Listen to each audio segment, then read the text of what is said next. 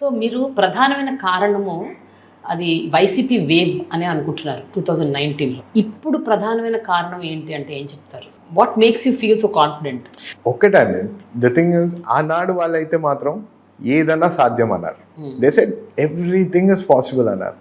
నాకు ఒక్క ఛాన్స్ ఇవ్వమని చెప్పి మాట్లాడారు. అధికారం వచ్చిన తర్వాత అన్నీ చేస్తానన్నాడు. అధికారం వచ్చిన తర్వాత 5 సంవత్సరాలు ఏం చేశాడు? Did he complete Polavaram? Did he complete Amaravati? Did he do any type of development in Konaseema district? ఈ రోజు వరకు కూడా రైల్వే ప్రాజెక్ట్కి నిధులు కూడా కేటాయించలేని పరిస్థితి. సెంట్రల్ వాళ్ళు ఇవ్వాల్సిన పర్సంటేజ్ వాళ్ళు ఇస్తున్నారు, కానీ స్టేట్ ఇవ్వాల్సిన షేర్ మాత్రం ఇప్పుడు దాకా ఇవ్వలేదు. లేకపోతే ఈ ప్రాంతంలోని చేయాల్సిన రివెట్మెంట్ గురించి ఇప్పుడు దాకా కూడా ఏమీ మాట్లాడలేని పరిస్థితి. వీళ్ళు ఎంపీలు గెలిచారు, దే వెంట్ టు ఢిల్లీ. ఈ రోజు వరకు కూడా రివెట్మెంట్ గురించి వాళ్ళు మాట్లాడలేదు. లేకపోతే ఇక్కడ ఉన్న one of the major crop coconut, దాని గురించి కూడా they have not taken any type of any development or they have not introduced anything. ఇప్పుడు దాకా కూడా ఏమీ మాట్లాడలేదు. ఏదంటే వెల్ఫేర్ స్కీమ్ గవర్నమెంట్ అంటారు, కానీ ఎక్కడ చూసినా సరే అన్ని ధరలు పెంచేశారు. ఎవ్రీథింగ్ పూర్తిగా పెంచేశారు. గ్యాస్ ఛార్జీలు పెంచారు, పెట్రోల్ డీజిల్ హైక్ చేశారు, నిత్యావసర వస్తువులు పెంచారు. ఈరోజు సంక్షేమంలోని అమ్మఒడి అని మాట్లాడారు. అమ్మఒడి మీరు చూస్తుంటే ఈరోజు అధికారంకి వచ్చే ముందు ఏమన్నారు? అమ్మఒడి మేము ఇంట్లోని ఎంతమంది పిల్లలు చదువుకున్నా వాళ్ళకి మేము అమ్మఒడి పథకం కింద 15,000 రూపాయలు ఇస్తామని చెప్పారు. కానీ అధికారంకి వచ్చిన తర్వాత ఇంట్లో ఎంతమంది చదువుకున్నా మాకు సంబంధం లేదు, మేము ఇంట్లోనే ఒక్కరికే ఇస్తామన్నారు. అది మొదటి సంవత్సరం 15,000 ఇచ్చారు, రెండో సంవత్సరం తగ్గించారు, అందులో దాదాపు మూడో సంవత్సరం ఇంకా తగ్గించారు. కానీ ఇలా మాటలు మార్చారు, ఓన్లీ మాయ మాటలు, అంటే కట్టు కథలు చెప్పారు. 2014 నుంచి 2019 వరకు గ్రామంలో వేసిన సీసీ రోడ్స్ అయినా సరే, డ్రైన్స్ అయినా సరే, అభివృద్ధి అయినా సరే, లేకపోతే ఆనాడు మేము ఇంట్రడ్యూస్ చేసిన ఎస్సీ బీసీ ఎస్టీ సబ్ ప్లాన్లు అయినా సరే, ఇవన్నీ ఆ రోజుని మేము ఇంట్రడ్యూస్ చేసాం. అవన్నిటినీ తీసి ఈ రోజు ప్రజలు అడుగుతున్నారు మాది ఎందుకు తీస్తారని.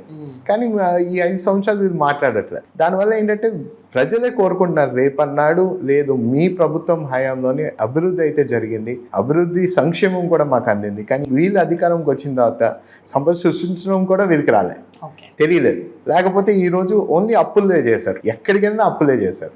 సో ప్రజలే విసిగిపోయి ఉన్నారు. రేపన్నాడు వాళ్ళకి కూడా అర్థమైంది, ఈ 2014 నుంచి 2019 మనం చేసిన అభివృద్ధి వాళ్ళకి అర్థమయ్యి రేపన్నాడు వాళ్ళందరూ సహకరిస్తున్నారు. సంక్షేమం మీద ఫోకస్ చేస్తున్నామని చెప్పారు, బట్ అప్పుల పాలైంది ప్రభుత్వం. ఇప్పుడు మీరు సూపర్ 6 అని ఒకటి తీసుకొచ్చారు, అంటే ఇప్పుడు మీ లేటెస్ట్ మేనిఫెస్టోలో ఏవైతే ఇప్పుడు వాళ్ళు ఇంట్రడ్యూస్ చేశారో అదే పథకాలకి ఇంకొక డబుల్ యాడ్ చేశారు అన్నిటికీ. విలేజ్ వాలంటీర్లు 5,000 ఇస్తే మీరు 10,000 అంటున్నారు.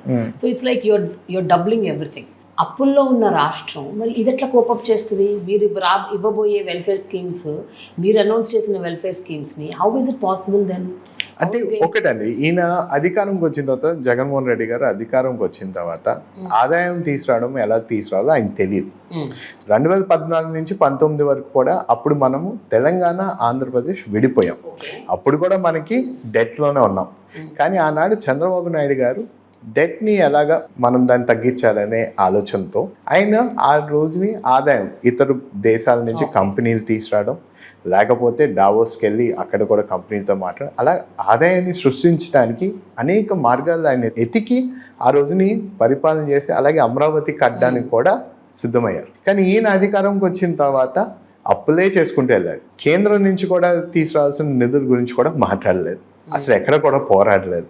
సో ఇలాగ ఏమైందంటే ఈయన నిజంగా ఆదాయం సృష్టించడానికి కూడా అసలు మార్గాలు కూడా ఈ వైసీపీ ప్రభుత్వం వెతకలేదు. కానీ ఇప్పుడు చంద్రబాబు నాయుడు గారు మళ్ళీ అధికారంలోకి వచ్చిన తర్వాత మళ్ళీ ఆదాయం ఎలా తీసుకురావాలి, ఎలా దీన్ని డెట్ మనం మళ్ళీ తగ్గించుకోవాలి, ఇవన్నీ ఆలోచనలోని ఆయన ఆలోచనలు కూడా ఆల్రెడీ ముందుగానే ఆలోచిస్తున్నారు. ఆయన ఇప్పుడు ఆల్రెడీ 2047 కూడా విజన్ డాక్యుమెంట్ కూడా తయారు చేసుకున్నారు.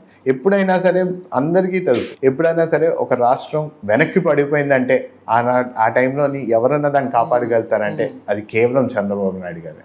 నేను వైసీపీ నాయకుల్ని, టీడీపీ నాయకుల్ని చాలా మందిని ఇంటర్వ్యూ చేసి ఎలక్షన్ టైంలో ఒక క్వశ్చన్ మాత్రం అందరినీ అడిగాను. అదేంటి అంటే, YCP government is focusing on welfare, TDP focusing on development. ఎవ్వరు కూడా ఒక balance తీసుకురావట్లేదు. neither YCP got a balance of welfare and development nor TDP got a balance of welfare. 2014 నుంచి 19 వరకు మీరు ఏదైతే చెప్తున్నారో డెవలప్మెంట్ మీద ఎక్కువ ఫోకస్ చేశారు, వెల్ఫేర్ని ఇగ్నోర్ చేశారు. ఇప్పుడు ఈ గవర్నమెంట్ వెల్ఫేర్ మీద ఫోకస్ చేసింది, డెవలప్మెంట్ ఇగ్నోర్ చేసింది. కనీసం ఎప్పుడన్నా బ్యాలెన్స్ రాకపోతే వీఆర్ అగైన్ గోయింగ్ బ్యాక్ కూడా వెళ్ళిపోతుంది. ఇంకా మేమైతే మాత్రం క్లియర్గా ఉన్నాం, ఈసారి అయితే మాత్రం we will bring a very good balance between the welfare and the development.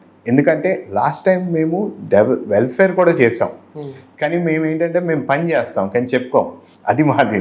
వాళ్ళేమో చేసిన చిన్న పనికే పెద్దగా చెప్పుకుంటారు, అది మార్కెటింగ్. వైసీపీ ప్రభుత్వం అలాగ ఉంటుంది. కానీ మేము ఎప్పుడైనా సరే మేము పని చేసాం. మేము ఆ రోజుని సబ్ ప్లాన్ ఇంట్రడ్యూస్ చేసాం. మేము ఆల్మోస్ట్ బీసీ సబ్ ప్లాన్లోని మేము ఆల్మోస్ట్ 77,000 కోట్ల రూపాయలు ఖర్చు పెట్టాం. లోన్స్ రూపంలో అయినా సరే, లేకపోతే పెళ్లి కానుకల రూపంలో అయినా సరే, లేకపోతే వీళ్ళకి విదేశీ విద్య చదువులోనైనా సరే, ఇవన్నిట్లో మేము ఖర్చు పెట్టాం. రాంబాబు గారు ఉన్నారు, నేను ఈ రోజు వరకు అడుగుతాను, ఆయన పోలవరం గురించి ఎంతసేపు మాట్లాడారు.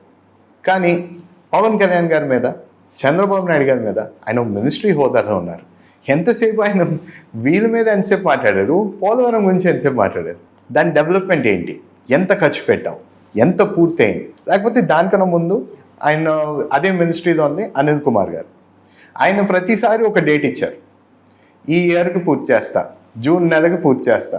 కానీ అసలు అది ఎంత ప్రోగ్రెస్ అయిందో కూడా ఆ డేట్ వరకు చెప్పలేదు. ఆ డేట్కి వెన్నీ వచ్చి మేము మీడియా వాళ్ళు అడిగితే, సార్ పోలవరం పూర్తయిందా అంటే, లేదు ఇంకో డేట్ ఇవ్వడం. అంటే అసెంబ్లీ సమావేశాల్లోని వాళ్ళు చేయాల్సిన పనుల గురించి వాళ్ళు మాట్లాడడం మానేసి అసెంబ్లీ సమావేశాల్లో కూడా చంద్రబాబు నాయుడు గారి గురించే మాట్లాడారు. ఆయన గత 2014 నుంచి 19 పరిపాలన గురించి మాట్లాడారు తప్పించి ఈ వీళ్ళు ఏం చేశారు ఈ 5 సంవత్సరాలు. నేను అడుగుతుంది ఒకటే, మీరు చేసిన ఈ 5 సంవత్సరాలు మీరు పరిపాలన గురించి మీరు మాట్లాడండి. మీరు ఏం చేశారు? ఏమీ లేదు. అమలాపురం లోక్సభ నియోజకవర్గం పరిధిలో ఉన్న 7 అసెంబ్లీ నియోజకవర్గాల పరిస్థితి ఏంటంటే ఏం చెప్తారు? ఆనాడే నేను చంద్రబాబు నాయుడు గారికి నా సీట్ డిక్లేర్ చేసినప్పుడు కూడా చెప్పాను, సార్ ఎట్టి పరిస్థితుల్లో మీకు 7 నియోజకవర్గాలు ఈ పార్లమెంట్ పరిధిలో ఉన్నవి ఖచ్చితంగా గెలిపించుకుని నేను మీకు ఒక రిటర్న్ గిఫ్ట్ ఇస్తానని. ఎందుకంటే ఆనాడు నా సీట్ అనౌన్స్మెంట్ చేసినప్పుడు ఆ రోజు నా పుట్టినరోజు. కానీ ఈ రోజు వరకు కూడా నా ఎన్నికల ప్రచారంలో అయినా సరే, ఏ నియోజకవర్గంకి వెళ్ళినా సరే, మీరు చూస్తుంటే ఏ విధంగా ప్రజలే ఆశిస్తున్నారు రేపన్నాడు మేము సహకరిస్తామని. ఎట్టి పరిస్థితుల్లో రేపన్నాడు ఈ 7 నియోజకవర్గాలు ఖచ్చితంగా మనం గెలుస్తాం. అంతేనా? బ్యాంగ్ ఆనా? Most memorable moment in your political career ఏంటంటే ఏం చెప్తారు ఈ 10 yearsలో? I think the first time when I got my seat declared. ఎందుకంటే ఆ రోజుని అసలు చంద్రబాబు నాయుడు గారు ఆనాడు డిక్లేర్ చేసినప్పుడే కూడా I can not forget that time. అసలు నా లోపల ఉన్న మా ఆలోచన అసలు ఇంత నమ్మకం అంటే, because is a very tall leader కదా చంద్రబాబు నాయుడు గారు అంటే. ఆయన ఎన్ని ఆలోచిస్తారు, కానీ ఆయన ఎప్పుడు కూడా 10 తరాల ముందు ఆలోచిస్తారు. So he has already scene that future in me. ఆ టైంలో నేను కొత్తే, కానీ ఆయన మాత్రం నా వైపు చూసినప్పుడు హీజ్ లైక్, లేదు నీలోని ఒక ప్యాషన్ ఉంది, ఐఎమ్ రికగ్నైజింగ్ దట్. ఎప్పుడు మేమందరం కూడా ఆయన ఎప్పుడు అదే అంటారు, నేను ఎప్పుడు ముందుగా ఆలోచిస్తాను, మీరందరూ మాత్రం యువకులు, మీరు నాలాగా ఆలోచించాలి. నేను ఆల్మోస్ట్ 73లో ఉన్నాను, నేను ఇంకా కూడా అంత ఫ్యూచరిస్టిక్గా నేను ఆలోచిస్తున్నాను, మీరు మాత్రం ఇంకా అంటే. ఆయన ఆ రోజుని డిక్లేర్ చేశారంటే నేను అది memorable moment because he put his trust in me. YS Jaganmohan Reddy ఏం చెప్పంటారు? ఏం చెప్పండి, మీరేం చెప్తారో చెప్పండి, మీకు ఏమనిపిస్తుందో చెప్పండి. అధికారం వచ్చిన తర్వాత 151 సీట్లు వచ్చిన తర్వాత I think somewhere he felt he was not able to take up the challenge or I don't know what happen to him. కానీ నిజంగా ప్రజలు అయితే మాత్రం ఆనాడు they had this respects for his. Rajasekhar Reddy గారు అయితే మాత్రం 100% ఎవ్రీబడి హ్యాస్ గుడ్ రెస్పెక్ట్. కానీ he should have kept held up that promise. ఒక సీఎంగా జగన్మోహన్ రెడ్డి గారికి 100 మార్కులకి ఎన్ని మార్కులు వేస్తారు? ర్యాపిడ్ ఫైర్ రౌండ్ చాలా ట్రిక్కీ రౌండ్ లాగా ఉంది.